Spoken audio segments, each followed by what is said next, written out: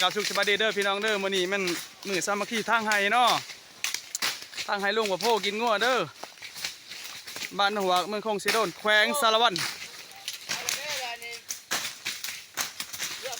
รื่องเจ้าดิเรื่องใหญ่นี่ก็ต้องเราใหญ่ที่ต่อมาโลด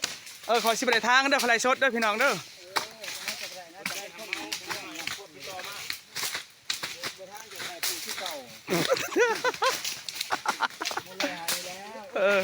อะไรสดเด้เอ้ยโอ้ธรรมศาสตร์ขนาดเนาะ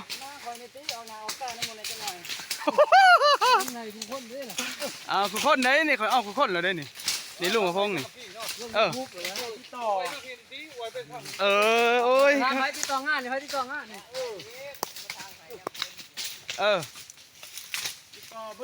ติดต่อพายอยากสนใจติดต่อ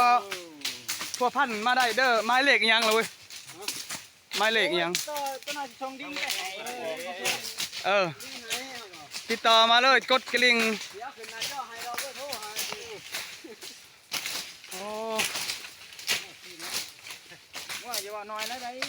งัวประมาณ3 หน่องรวมเด้อ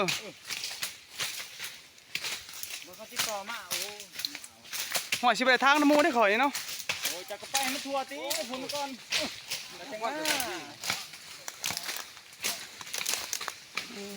เราบ่ถ่ายเอาพี่ไอ้เราไปต้องทางก็ได้ข่อยเราบ่ไหลชดกินน้ำไหลชดเอาหน้าคือมือนี่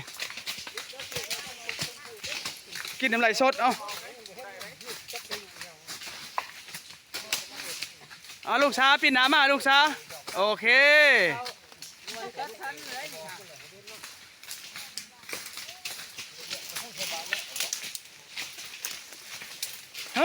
ยอดวิวขึ้นเท่าไรล่ะฮะยอดวิวขึ้นไรได้นี่รูปแรกเห็นข่อยเองบ่เป็นเลย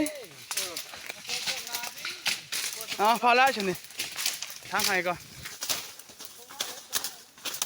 เนี่ยบ่เห็นก็ไม่ใช่เลยโอ้